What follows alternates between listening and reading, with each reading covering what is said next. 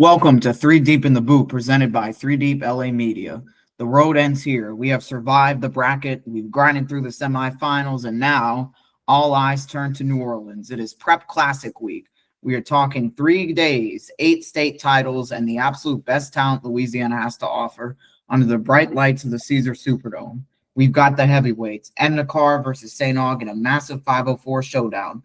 Washita Parish looking to upset Ruston, and Norts DeSoto trying to finish the job against Iowa. Grab your tickets and get to the Dome because history is about to be written. Let's break down the matchups. This is your state championship preview. Let's get into it. Starting with Division 4 non-select, Haynesville versus Mangum. This one is an interesting one for me because Haynesville, they proved a lot last week, and Mangum, they're kind of back. They're back. They haven't been here since 2015. They had 3 in a row under Coach Tommy Tharp, but they've not won it here. They haven't won. Their only state title was 1956. It's their 5th time in the Dome. They lost the other 4. Haynesville's been here more than anybody not named Curtis. They're here for the 3rd year in a row, but they've not won a title since 2014. But it would be their 18th. That's true. And through the playoffs, Mangum averages 49 points per game, and their defense gives up an average of 14 points per game. Haynesville averages 44 points per game, and the defense gives up an average of 12 points per game. So I would say Mangum is more battle-tested out of the 2 teams. I'm sure you would agree, Matthew. Yeah, I think you have to respect a lot of what Haynesville has done to get through that undefeated, even if it was maybe a lesser schedule. I mean, they played OCS, Jenna, OG, Faraday. That just district for Mangum. East Feliciana. I mean, come on. But also, I don't think you can sit here and act like Haynesville's going to change what they've been doing. No, they're not going to change anything. David Franklin, I mean, first of all, Haynesville has been led by a member of the Franklin family every year since 1966. But I mean, David Franklin's in his 24th year. He's won 3. Red Franklin won 14 in 34 years. They know how to be here. Like, they've been here and they know how to win, even if it's been a while since they've won. They've been here.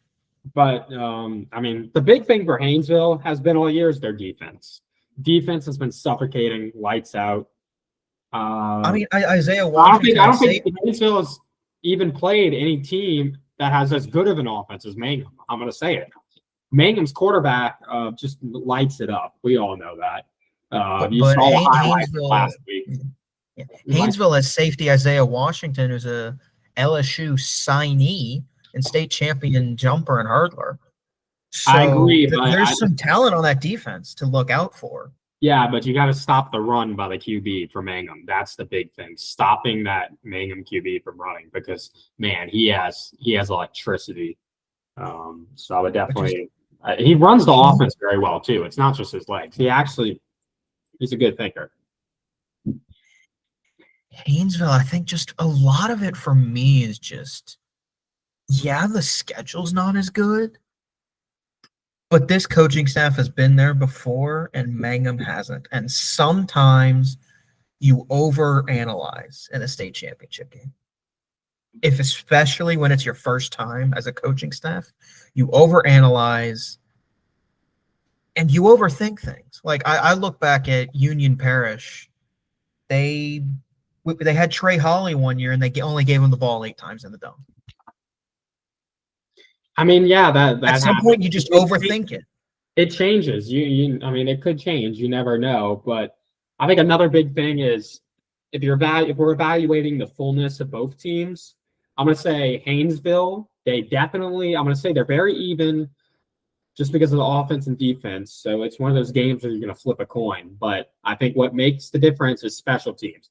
Haynesville has elite special teams. Mangum doesn't really have special teams at all. I hate to say it, they really don't. But Haynesville special teams, very well coached. And that could be the difference, pinning someone deep or getting a onside kick or something, Or even just sometimes it comes down to you make the extra point, the opponent didn't. Yeah, exactly. Especially in high school. I mean, they also these two met in 2014 in the Prep Classic. Haynesville won 16-0. Haynesville had five different players score touchdowns in the semifinal game against South Plaquemines. I mean, again, not South.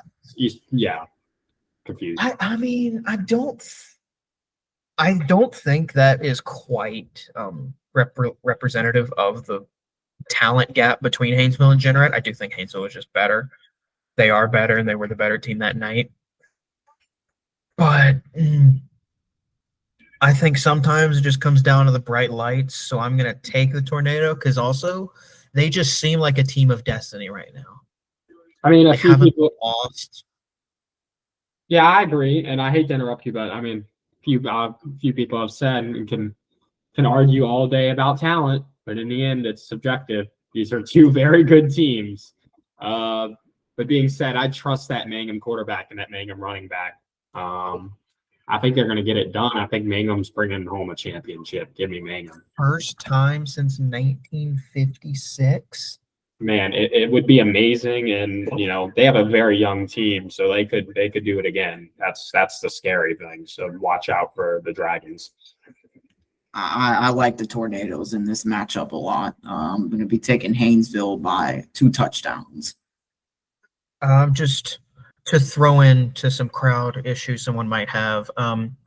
Haynesville, the students are dismissing at noon on Wednesday, and they have no school Thursday and Friday.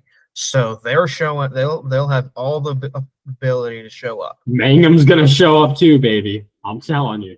Yeah, their just info wasn't publicly available. So there you go. So there is our preview for your Division IV non-select state championship game. Let's move on now. We have Riverside in the Division IV select game. By the way, this game starts at 3:30 on Thursday.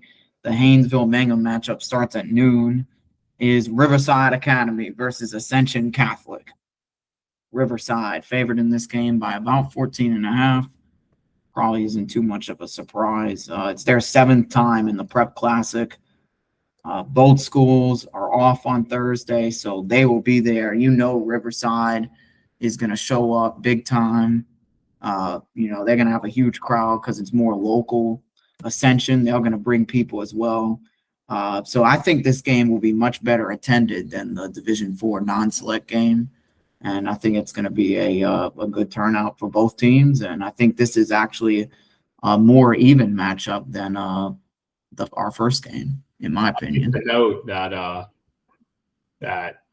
Crescent City Sports has it wrong. They have Riverside facing Westminster Christian in the Dome. Oh, no. I think that this game comes down to the running backs. I mean, Trevin Simon for Ascension Catholic he's rewriting the record book. He has the most the record for rushing yards and rushing touchdowns were both broken last year by Xavier Ford. He's come in and just crushed them. He's got 5 touchdowns more than Xavier Ford. He's got 300 more yards than Xavier Ford. He's got 3,700 rushing yards and 57 touchdowns. And then even Jaden Obikwe very well. I mean, he had 234 yards and 3 touchdowns for Riverside last week. And both teams also look at the quarterbacks because you've got Joshua Barber for Ascension Catholic. He's a 4-year starter. And then for Riverside, you got Brock Bourgeois as a 3-time all-district selection. So there's a lot of I think there is a lot of the running backs here too. But it's going to be a rushing attack on both sides. But even both sides, there's a lot of experience. And the linebackers are different, though. So Ascension Catholic's linebacker is a lot more. Christopher Anthony is a lot more kind of a physical guy. He plays tight end on offense, so that tells you a lot. As opposed to Riverside is a little bit more of a speedy guy. I mean, he's got some strength, but he's not quite as much of the kind of physical presence that Christopher Anthons is. But Ethan Bourgeois can still fly around, and that's also big when you're trying to catch up to a running back like Trevin Simon, just to be able to fly around like that. 100%. So this is Riverside's 7th time in the Prep Classic. They're second in 3 years, but they have an abysmal 1-5 record. They do have 8 LISA titles, so that definitely says something. Ascension Catholic, this is their 5th time in the Prep Classic. Their first time since 18, and they're 1-3, so they're not much better. Seeking their first since 92. Riverside seeking their first since 16. So again, I mean, you have teams that they've been here before, but it's been a little while for both. And I think not just that they've been here before, they've kind of struggled. Like there's only 2 state championships between these two, but it's not like you can sit here and say they're necessarily Cinderellas, because I mean these are still 2 programs that are always kind of there. They just don't win the final game, and now it's 2 teams that struggle to win the last game facing each other. So I mean, it's gonna be a quick game with all the rushing. I'll put it that way. I think so. Yeah, if it starts a little late, we might be able to catch up some time for the next game. I'd say out of the entire 8 game slate, this is gonna be the quickest one. Probably fly through it. But I agree. I'm gonna take Riverside with the better defense. A few people have said it online. I agree with them. Some guy said 42-28.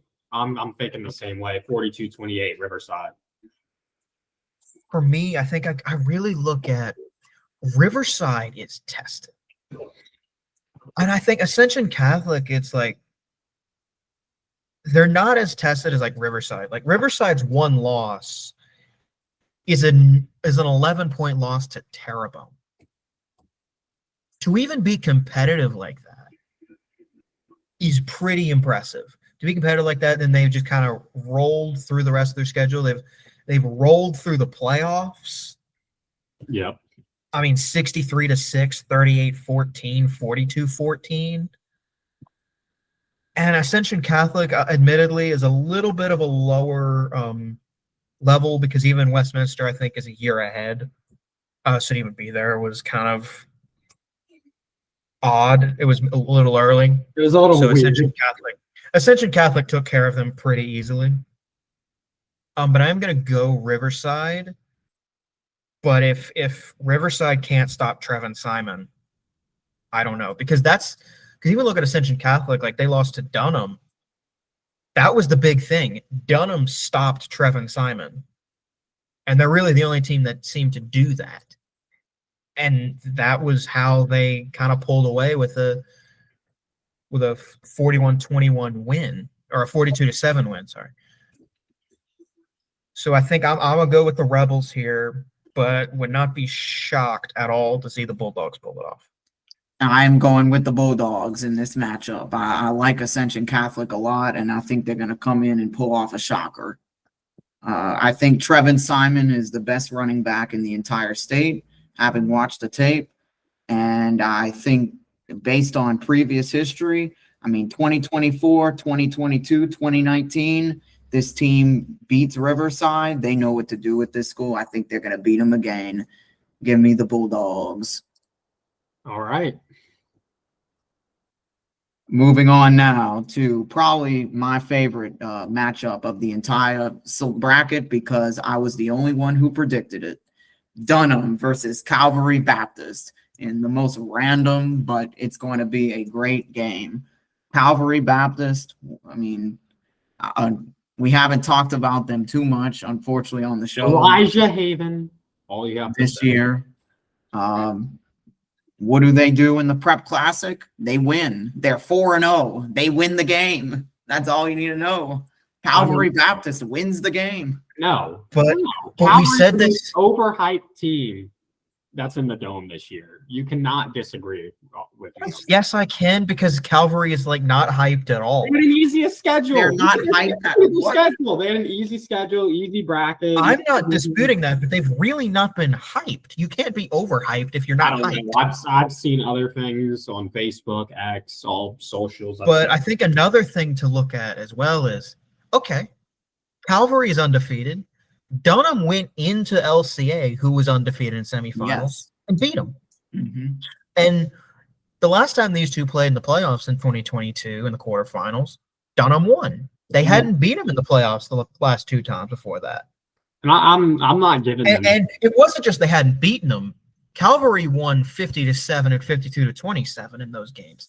And when you've got someone like Elijah Haven, who has tied the single season passing touchdown record in the state right now with Des Duron of Evangel in 2008. So he's got 59 touchdowns right now. He's breaking that record. I don't see a world where he doesn't get a passing touchdown. Well, I'm not saying don't count Calvary out. I mean, if you made it to you made it to the dome, you did something right. Mhm. But as a lot of people call it, the Dunham School. Shout out to my cousin John Jules D'Angelo, plays baseball there and goes there. But Dunham, they impressed me against LCA. It was a lopsided. It was a weird game. We already talked about it, but man, Dunham at QB, Dunham's found it. Even just the Jarius Washington, like what the catches he was making. Oh, I mean, they went off that game. I mean, he's 6'4". Yeah. I mean, what helps Haven too is, I mean, he is 6'5", and I'm gonna pull someone that I don't know many people have heard of. He has LaRiviere height, and he kind of just has that LaRiviere build in general. Oh yeah, I agree. And I mean, not to discount. I mean, even Hudson Price, quarterback for Calvary, he's got 2,000 yards and 26 touchdowns. And Braylon Huglin is a junior. He's got 21 touchdowns, receiving touchdowns, and that's the leader in the state. The big thing to look at is this was supposed to be a rebuilding year for Calvary. So much of this team is back next year. And I mean, a lot of their players to watch is that defense compared to that Dunham offense. I mean, and I think that's where this game comes down to anything. Dunham played Calvary in the quarters in 2022. They did, and they won. With that being said, it's going to be what is Calvary's defense going to do? I think they definitely, I will say this, they have a better defense than LCA. We all know that. But I will say this as well. When Calvary played Dunham in 2022, they were young. They were a year or two away, almost in this exact same position. The exact same position. It just happened a lot earlier in the quarterfinals. They were a few years away, 2 years away from playing their best ball, which is where Calvary is right now. And Calvary gave Dunham a hell of a fight, and it went down all the way to the wire in the fourth quarter. Being said, it's similar. It's similar to what's happening here, but in the state championship. Being said, I do think Calvary Baptist will give Dunham a fight. Do not rule that out. They will give him a fight. But Elijah Haven is just so good. I mean, he carries that team. I hate to really push it on one player because it's a team effort. But I'm sorry, Elijah Haven is. When it comes down to these lower levels, sometimes you can just be carried by one guy. Yeah. But even Dunham, the only defense to hold them to less than 40 points all season. I think the QB is a sophomore. St. Charles. Yeah.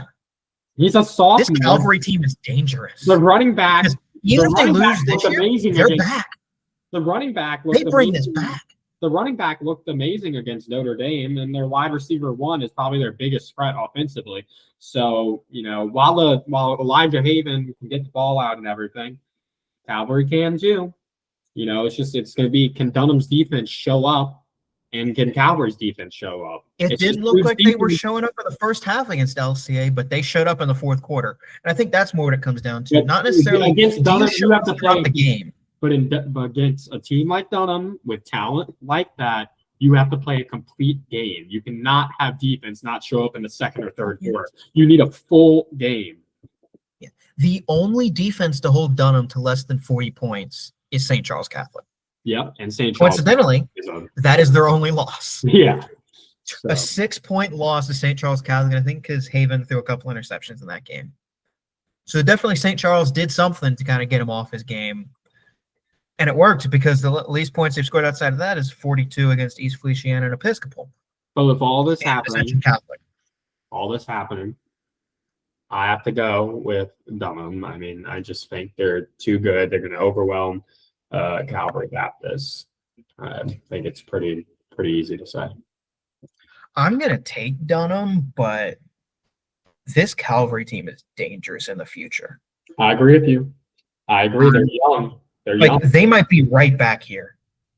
Oh, I think they will be. When we do we'll be doing our way too early preview episode in a few days, and I think we'll all agree on that. With that being said, I'm going to be taking Dunham as well. I mean, I can't pick a team to beat LCA and then pick against them, so I have to roll with them. But I mean, I'm a Calvary Baptist fan just because I picked them too. So I wouldn't be surprised if they win either. Yeah. Let's go on now to Division II non-select, where we have North DeSoto, Iowa. This game is just a game, and it's probably what I call the weird game of all the state championship games. I think, honestly, for me, the biggest story of this game isn't really what's happening on this field. This is a story of two coaches who have taken kind of programs that didn't really do much of anything. Like Dennis Dunn at North DeSoto. This is a school founded in 1982. The first playoff appearance is 1989, and the first playoff win is 1991.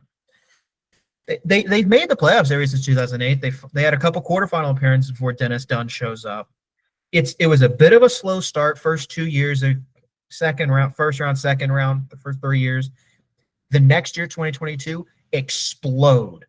They're in the Prep Classic, and they lose to Lutcher. Next year, they're the number 1 seed. They lose to the eventual state champ in the semifinals, Opelousas. Next year, they lose to Cecilia. So this is a school that has 3 years in a row, they've lost to the eventual state champ.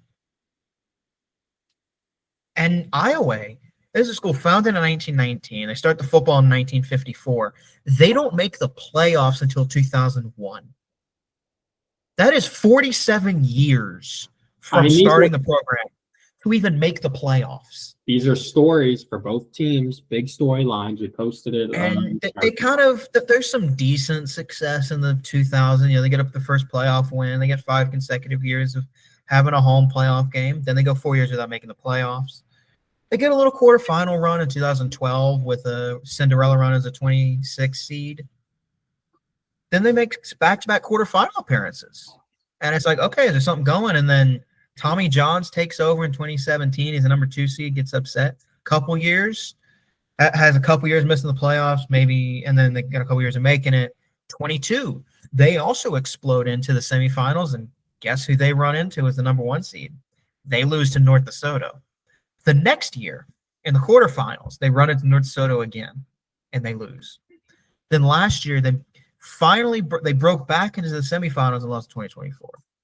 The way I see Iowa, they're winning quietly. I mean, look at that. That's semifinal, quarterfinal, semifinal. And 2 of those losses are to the team they face now. And I think another big story, though, to look at, too, is Luke Delafield was the starter for that 2022 season. So this is his 4th year starting for him. So he's a 4-year starter. He's a Northwestern State signee. He's got over 130 career touchdown passes. This is probably statistically his worst year, because this is honestly maybe the worst surrounding cast he's had with him. But sometimes that's enough, because now they're back in the dome. And I mean, it's the offense. It's all this offense. They can throw it, they can run it. I mean, they've got a running back with 69 career touchdowns and another one with 26 touchdowns this season. It's this offense, and for Iowa, honestly, a lot of Iowa, it's the defense. I mean, they got Caston Lewis, had a huge game last week on offense and defense. And I mean, I think this is really the big thing for me is sometimes you get, your first time there, you don't know what you're doing. You overplan. Dennis Dunn's not overplanning. This dude knows what he's doing in a state championship. This is the architect of Evangel. This is the head coach at Evangel in the 90s. which he is also one of, I think, is about 10 coaches who have led 2 different teams to the Prep Classic. But this is a little different than leading 2 different teams. I mean, that's Evangel. He was the coach of those Evangel teams, so I have no doubt that he knows. I have no doubt he knows what he's doing. I agree. Tommy Jones is a different story. Just because he's not been here before. He maybe he does it right. For his sake, I hope he does it right. And I have faith that I think he does, but you don't know. And I think he may not tell you, but even he doesn't know if he's doing it right. I agree, and I think you basically summed up anything Luke and I were going to say. You said it all for us. Yeah. Yeah, honestly, this is my favorite story of the entire. Yeah. I don't know. My favorite story was the Mangum game, to be honest with you. But I went into so much depth for this game. Being said, I'm gonna keep it short. I'm taking Iowa. Keeping it short. I'm gonna keep it short and simple. I'm taking Iowa as well. Yep. I think this is your Cinderella story. I think they're gonna have the fan attendance advantage. I think their fan base, this is their first time ever. The school's been around since basically after World War I. That entire town will be there. Every person and their grandma will be there. Well, even so, for both schools, every school in the city, nothing. No school Thursday and Friday. They're all in. Both communities are all in for their schools. I don't know how you can root against. I don't know how I can pick against Dennis Dunn. It's kind of hard to pick against Evangel. And I know he doesn't have the talent of Evangel, but you have to, again, he knows what he's doing. And I think especially against Iowa, that'll be the difference. It was different in 22 because that was Lutcher. Lutcher's been there. North DeSoto had never been there. That being said, I'm going to pick the Griffins. Iowa finds ways to win close games. And if this game is close, I like Iowa. And I like their defense. Cameron, why'd you pick Iowa? Because it's Iowa, man. I think I literally you've summed it up perfectly. Okay. I don't have much to say on this matchup to begin with. This is probably the one that I've posted a lot about, but it's very difficult for me. I think they're more evenly matched than you think. And being said, I just think I'm flipping a coin. That's literally why I'm taking Iowa. Flipping a coin. Yeah, when you look at it, right? Some years, technically, we're only guaranteed this one to be a first-time state champ. We've got others who can be, but this is the only one that's guaranteed. Because one of these teams is going to win their first ever. Yep. And I think that's a great story for those communities. 100%. Up next, you better start the buses. These folks have a long. Yeah, and you better start the buses because Gina versus Sterlington. Well, you have a long trip. You might as well forfeit already. Everybody agrees. We all read the thread. Well, so Sterlington favored by a lot. Gina, this is their first championship appearance ever. Just ever. They had won a semifinal. Gina is only one of 2 teams that made it to the Dome in Division III non-select. So credit to them, but they're facing a powerhouse. Yeah, they're facing more than a powerhouse, a somewhat of a dynasty. With that being said, I don't know. I mean, we'll go through. Do I think Sterlington will win? Yes. Do I think it's a guarantee? You never know. You never know. You really never know. At the end of the day, it's a state championship. Both sides won it. I don't think there's any doubt that Gina wants it. And Sterlington wants it. Both sides won it. But I think they're just overmatched.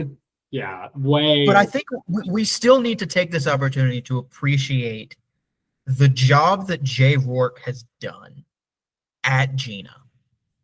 Oh, 100% to get them to this point. This school, that 1948 is when they're established. 63 years, 2 playoff wins, 5 district titles, 2 10-win seasons ever. And they win a district title in 54. They followed up with 3 in a row in 55 and 56. They have a losing record for the next 15 years, and they continue to struggle. 2000, they hit a quarterfinal run, and then the next decade they struggle again. And then 2012, enter Jay Rourke. He's a LaSalle Parish native, and he just built it.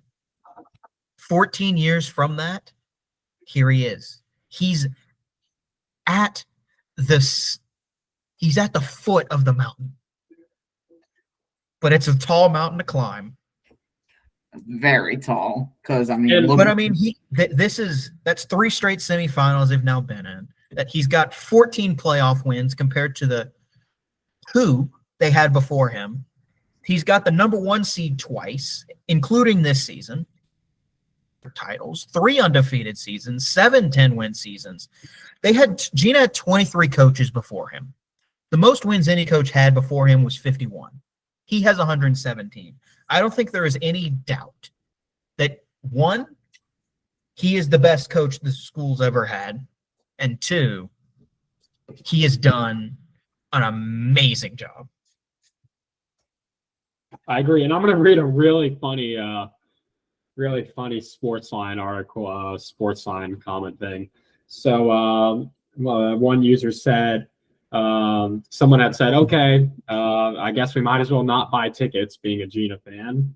Laurelville fan comes in and says, that's the wrong attitude to have. At least go enjoy the Christmas lights in the city, have a few drinks and some decent food, then go home. Another person says, Gina doesn't have drinks and decent food? I'm sure they have Christmas lights. No reason to even go to the city. And then someone says, I don't even think Gina has electricity. So I think this is one of those where, I think a lot of the people outside of Gina are just like, why even play? But you play the games for a reason. You play them, you never know what's going to happen. Play the game. You play them for a reason. And let's keep it short. And as Herb Edwards once said, you play to win the game. Yeah. Gina's not going to sit there and be like, okay, guys, we've done well. Let's just do whatever. No. They're going to play to win. I agree with all of this. That being said, I'm still taking the Panthers, but you never know. I'm taking the Panthers as well, but I agree. Anything can happen. Because even Sterlington is they're quite literally average in the Prep Classic. They're 3-3.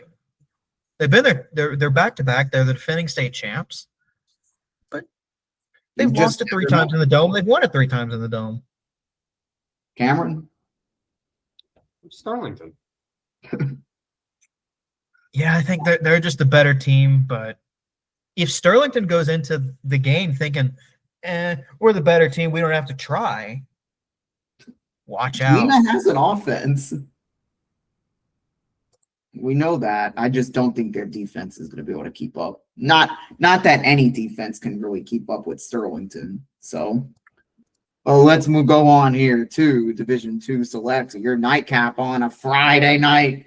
It's a Greater New Orleans area matchup featuring the St. Charles Catholic Comets against Archbishop Shaw. Now, I don't know what to say about this game. I know what to say. I mean, it's a rematch of a game that Shaw didn't even score a point in. A single point. It's not that they didn't score points. They had 12 yards. The whole game. 12. 12. I don't know what else to say. Now, with that being said, St. Charles, they gave up some yards last week to ULAB. And you have to ask yourself, is ULAB a better team than Shaw? I think a really big thing to look at is just, Shaw, the offense seemed to struggle to kind of call off to the tail end. The last 3 weeks, it's been hard to judge if there's been any progress. And we have because Haynes we have some random and Loyola's whatever and then Vanderbilt was Monsoon. I hate to cut in. I have some crazy news. It looks like Knox Kiffin may be going to Zachary. I got a little text message from a friend here saying that it looks. I'm being serious. It looks like the rumor is so that the mother of Knox Kiffin is looking at homes in the Zachary area, and looks like they want to send him to Zachary just because they got the money. Not you hired Dunham? Nope. Or probably not Dunham because Elijah. No, not Dunham. Dunham's out. Dunham's out. But Zachary, like you hire He wants to go to D1. I mean, I get it.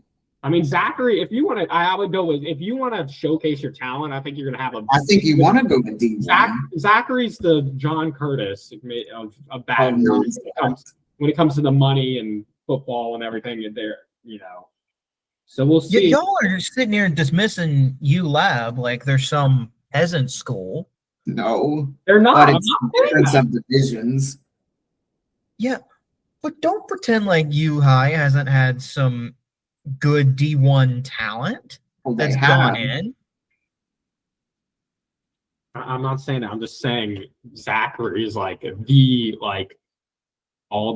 devote everything to football. Everything there is about football. And a little bit of baseball, but everything there is in football. Let's get back to this. Let's get back on track here. We have Shaw. St. Charles easily. Okay, well, it's St. Charles's ninth Prep Classic appearance. Their fourth in 6 years. They don't have a great record in it, 3-5. Shaw's record is not much better. It's their ninth time. It is back-to-back. They're seeking a back-to-back state championship. They beat Lutcher. Lutcher. Of all the St. Charles Catholic wins, that's the one you're going to pull out? Yes, I'm going to pull out the Lutcher win because of the way it went down. Not St. What? Not the Terrebonne win? Or even Bell Chase and Shaw, those are good wins too, especially. There's a lot of great wins here. That's what I'm saying. Look, I'm making the case right here. I'm persuading you. Look at it. It's I'm gonna be honest.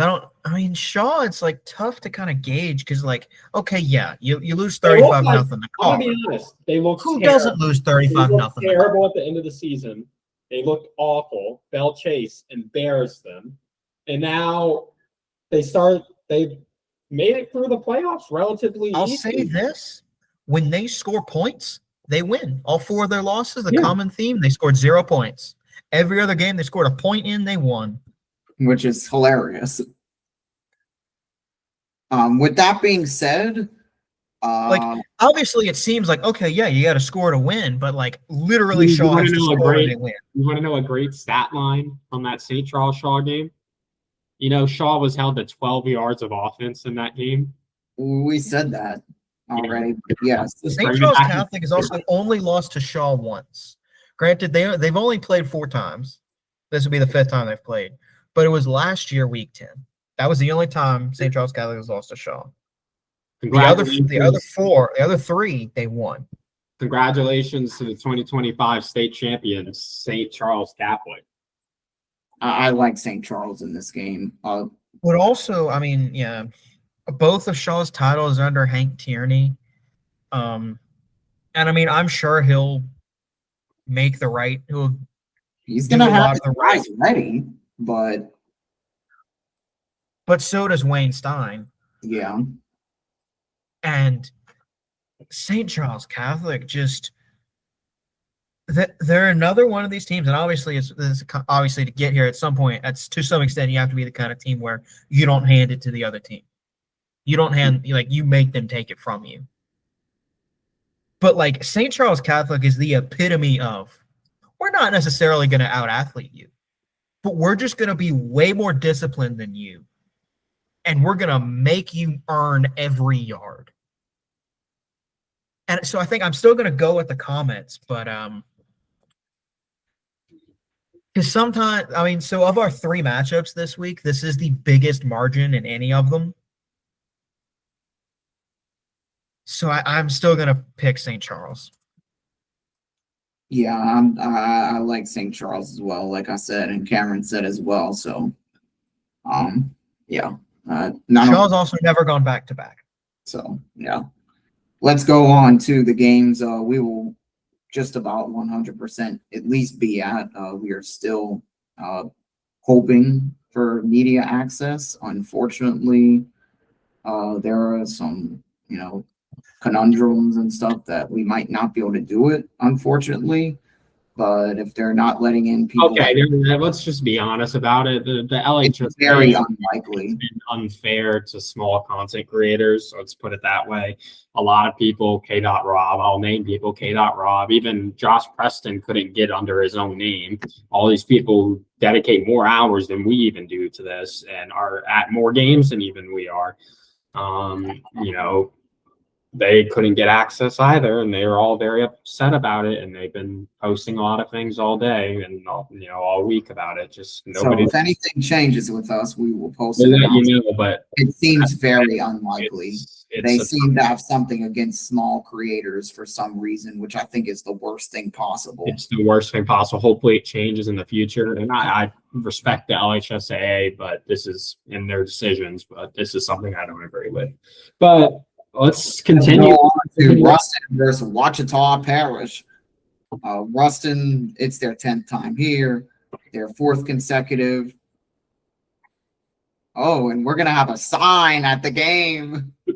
Oh, my. Are you going to bring that sign? It'll be much larger, but yes. But let's. I don't know if we can go that far given how this year went. And the year before that. After all, Neville had to tell Central after last year, Mike Collins specifically, Ruston will beat them, and then it was 42-0 Central. I just think Neville owns Ruston still. It's a heart thing. A heart thing. When's the last time Neville even beat Ruston? I don't know. West Monroe beat. So don't use the transitive property with 258. It doesn't work. West Monroe beat Ruston and Neville beat West Monroe. So Neville by transitive property owns Ruston. But then Ruston beat Neville.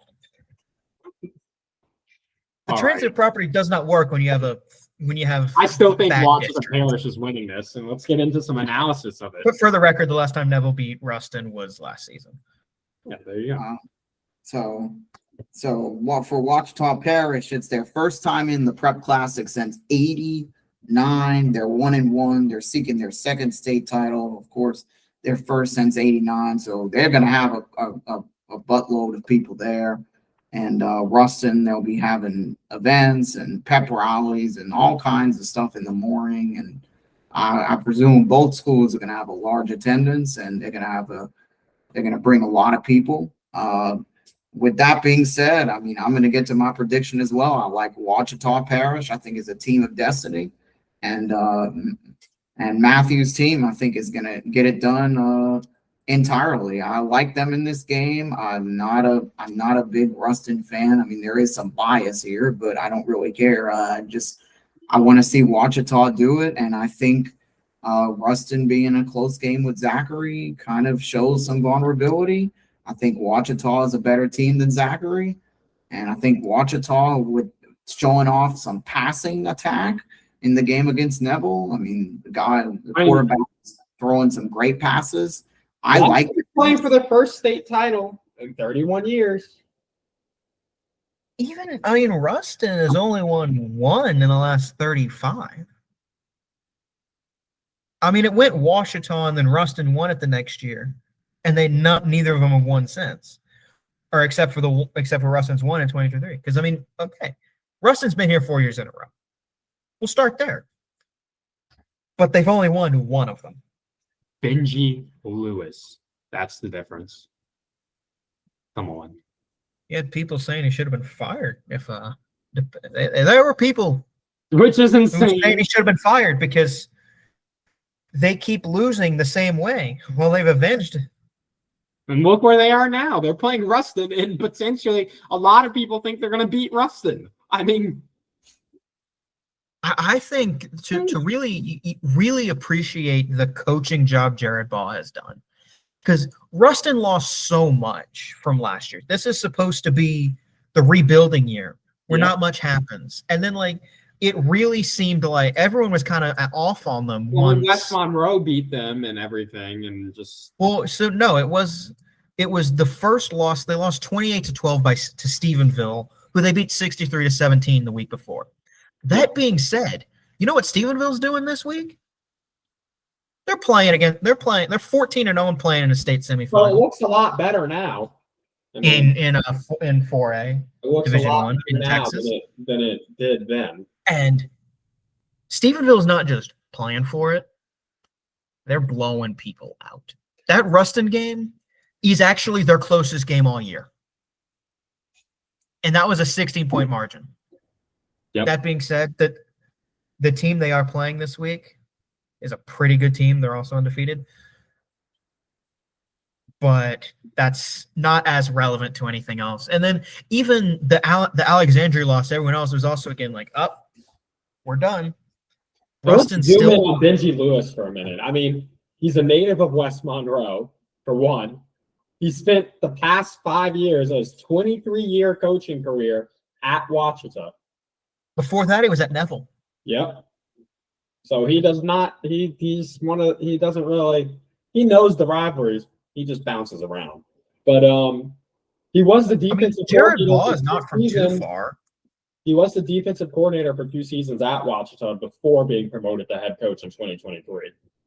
So it's still relatively new for him to be a head coach. And then his, second season of being head coach, he's brought him to a state championship that they could win. I mean, very interesting. And he coached for 3 years at Jenna and 10 at Neville, like you said, with 8 of those as the defensive coordinator. So he knows his way around defense. Now he's a head coach. Obviously, he's getting it done. So, That's a huge defense for them. Oh, yeah. I mean, the way they played against Neville. And, I mean, honestly, that defensive line, you could make an argument it's better than Cars. I agree. And a big thing about And like, obviously they'll never go against each other, but if you could somehow have 2 defensive lines go against each other, that would be an amazing matchup to have Ouachita and Carr go up against. I mean, because you got defensive tackle Dylan Berryman, 6'2", 330. You got a nose tackle AJ Washington, 6'2", 350. I mean, that's NFL size. Oh, yeah. Up front. And obviously Carr has that too.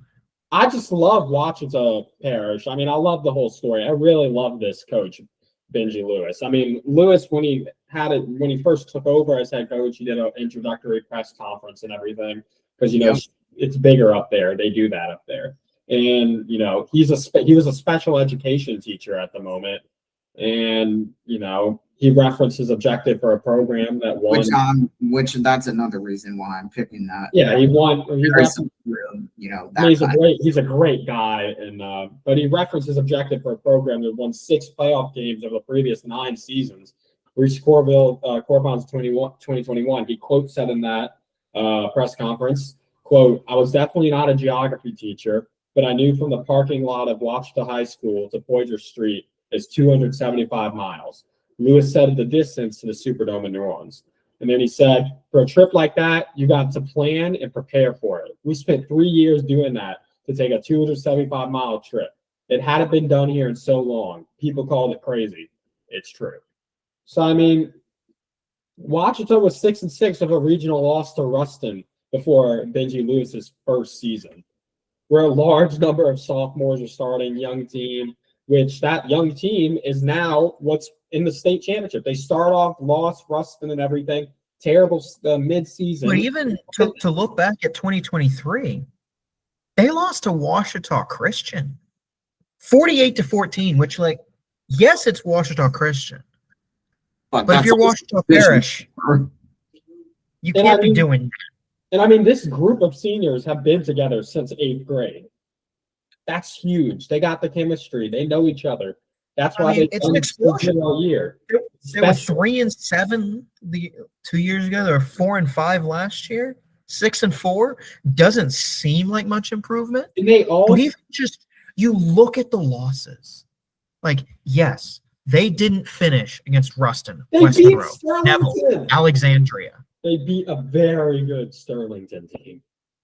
They didn't finish against any of them. They're finishing now. But I mean, because okay, you look, although that's 3 1-possession losses. They've got 4 1-possession wins in the playoffs, all 4 games. But I mean, Yeah. the first time these two teams played, Ruston Wachita this season, a lot of drama. I mean, Ruston returned a blocked punt, and Ahmad Hudson, nation's top-ranked tight end in the class 2027, caught a pair of touchdowns with his go-ahead score and won, 21-14. So I mean, they compete. And the big thing to look at is I'm blanking on his name, but Ruston's starting running back got hurt in like week 9 or 10. So he's been out. He's been out throughout the playoffs.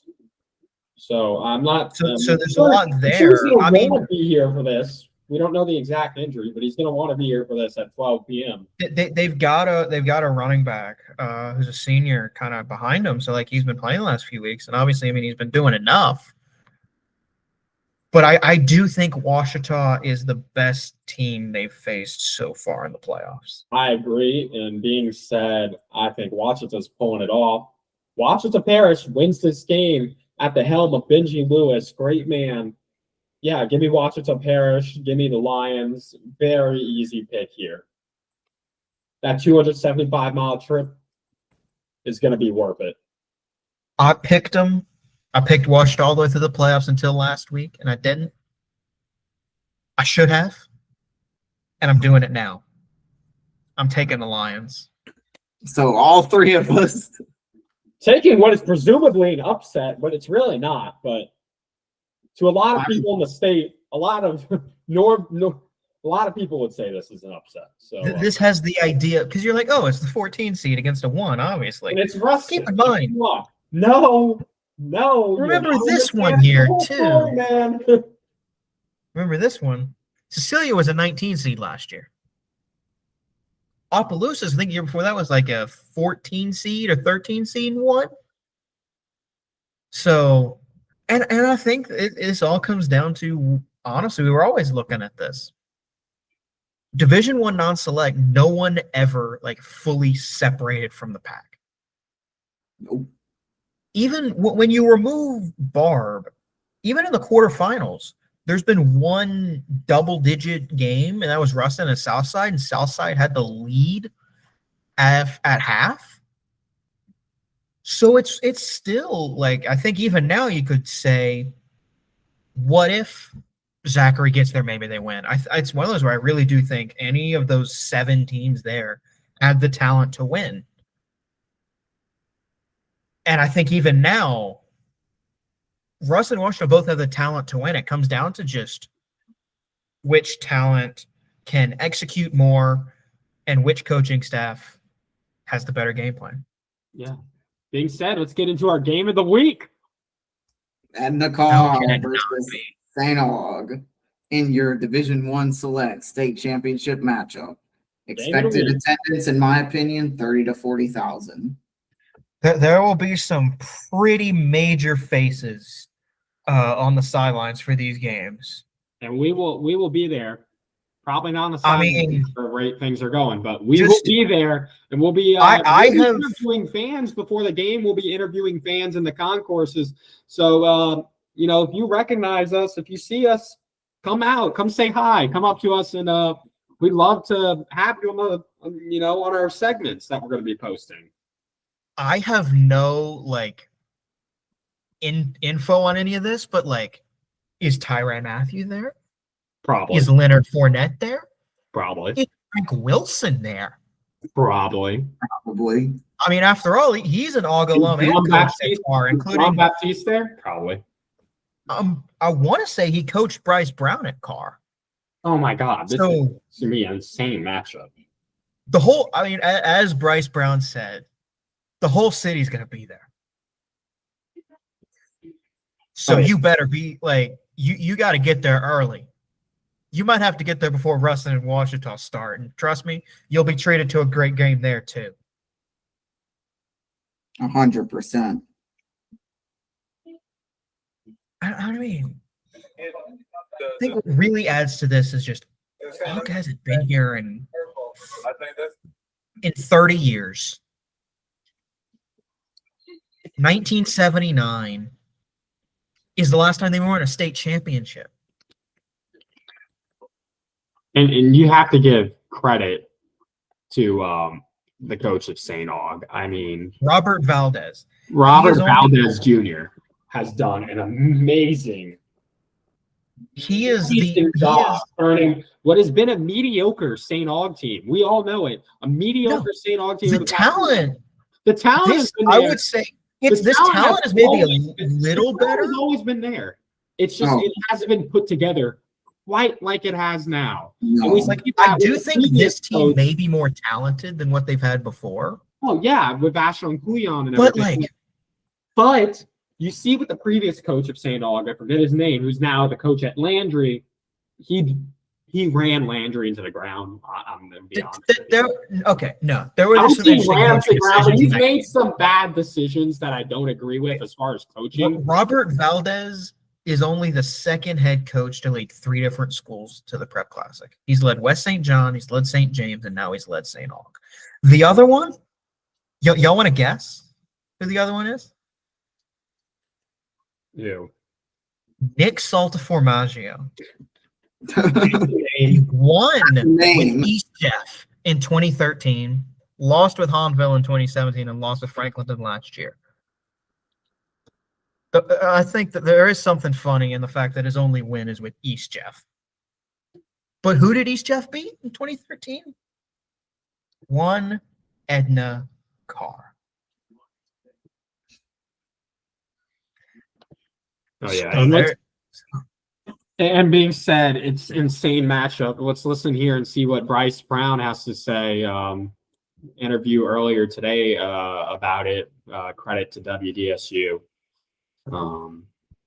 Here's what Bryce Brown had to say, head coach of In the Car. He was mad that they can't wear purple. I think that's the one thing they mad about. But I think that what makes them gracious and happy are they back in the Louisiana Superdome. But unfortunately, we're the high-ranked team and we'll be wearing purple on Saturday. We're playing for the alumni, those injured players we lost during the season. So I know it all means it's so special to them. It's the voice of Vashon Kuyon. But like I said, at the end of the day, our goal was never to get there, it's to win it. Got a nice little run. Honestly, had a good draw in the playoffs. But Bryce Brown put it perfectly. It's a question: who's going to be able to wear purple on Saturday? They're the higher ranked team. They get the pick. Technically, neither of them are wearing purple. But Carr gets to pick purple, and St. Aug's doing a whiteout. So, this is a historic matchup. It's 100% a historic matchup. Can't understate it enough. These are two very good teams, very good quarterbacks at the helm, very good wide receivers. You saw what St. Aug did in the last seconds to beat John Curtis last week. I mean, they put things together in a bind. But Carr is Carr. I mean, it's Carr until they lose. However, in this case, I'm putting my pick up here. I have St. Aug by 3.5. No more free smoke. No more free smoke. The free smoke tour is over. I'm sorry, Bryce Brown. I'm sorry, Vashon Kuyon. I'm John Johnson.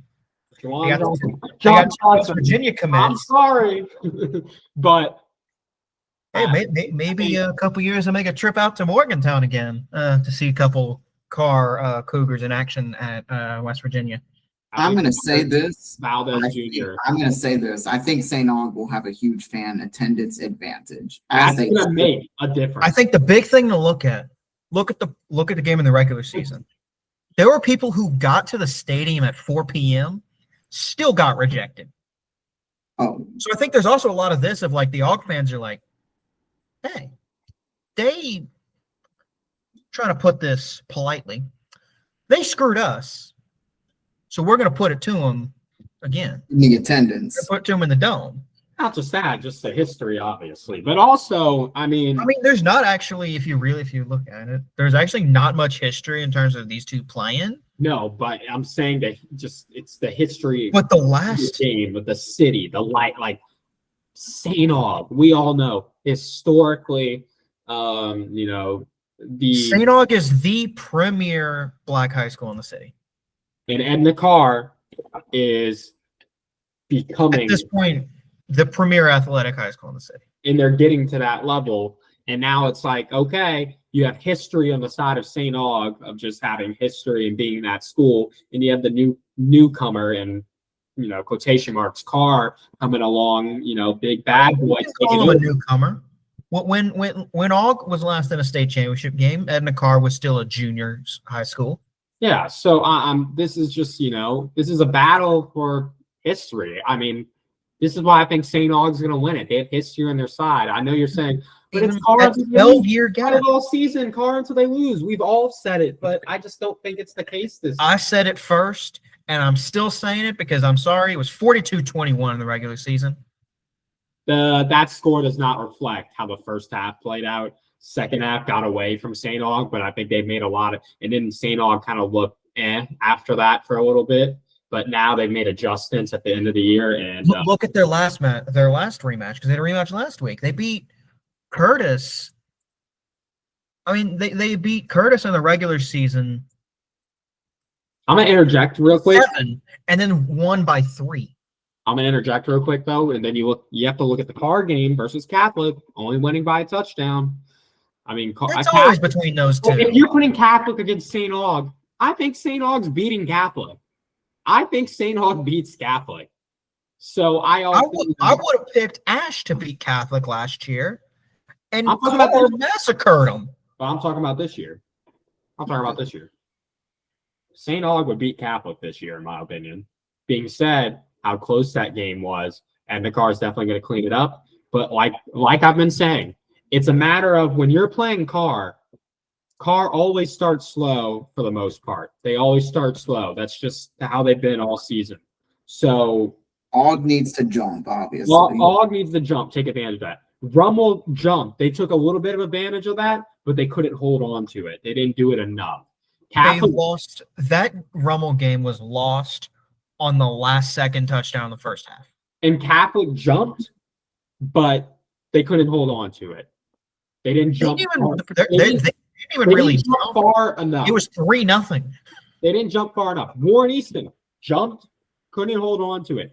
Every team this season, even Jesuit, jumped a little bit, couldn't hold on to it. John Curtis jumped, couldn't hold on to it. I'm telling Holy Cross, I think, might have even had a Holy Cross jumps, couldn't hold on to it. Brother Martin jumped, couldn't hold on to it. I'm telling you, if you want to beat Edna Carr, if you want to end the free smoke, you have to beat them in the first quarter. There's no question about it. You have to score 3+ touchdowns in the first quarter to beat them. It's a tough challenge. It's crazy, especially at the high school level. But I'm telling you, I think St. Aug knows that. I'm sure they know that. I'm sure Vashon Kuyan knows that. And I'm sure he wants to sling it and get those touchdowns. I think they're going to get it done. They're going to get it done. It's going to happen. I'm telling you. This is their year. This is their year. I'm taking St. Aug by 3.5.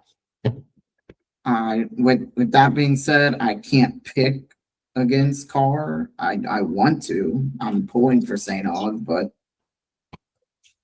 here's what I'm going to say. What I know St. Aug is going to win in this game for 100% certainty is fan attendance. I think they're going to win that. Do I think they're going to win the game outright? I hope they do. I just don't see it. Carr has already been in a close game this year against an arguably much better team, and they beat them in OT. I just don't see it happening unless like 60,000 Aug fans show up, which, again, I don't have a number on this game, but I think there's going to be 30 to 40. That's just my opinion. Well, it is a whiteout for St. Aug, so I'm dressed in white for a reason. Being said, I'm telling you, count on the St. Aug crowd being loud. I think the St. Aug crowd will have a factor in this game. How much of a make factor? a huge difference. The band. Well, both bands are very loud. Aug's band is better. They already have a battle of the bands arranged. It's a highlight. Friday. I think it's Friday. Be ready for that. I'm telling you. But y'all two have par. I have St. Aug. We'll see what happens. If I'm right, come on. If I'm right, we've said this a lot of times. Oh, if one's right, we're buying, blah, blah, blah. This time, I think we need to mean it because this is a huge game. Come on. What are the stakes? Let's put it down. What are the stakes? I think the stakes may have to be an actual steak. Waffle House steak. Whoever Waffle steak. I'm being serious. Waffle House steak. Honestly, it's not horrible considering it's a Waffle House steak. If I'm correct, I'm owed a Waffle House steak, and if y'all are correct, I'll buy both of y'all some McDonald's McFlurries. Anyway, Some steaks we're putting on this game. I'm gonna hold them up. Anyway, that's it for That's this. going to do it here for this episode of our state championship previews. Thank you very much for always tuning in throughout the season for all these previews. And we will see you all next time on 3 Deep in the Boot as part of 3 Deep LA Media. And make sure to go follow us on 3 Deep LA Media on all platforms. Once again, like Luke said, thank you. This has been an incredible season, and we'll have a recap show coming out next week. Recap show probably on either Sunday or Monday of next And then week. we'll have a show previewing next season. But once again, thank you for an incredible season. Thank you for all the support, and goodbye.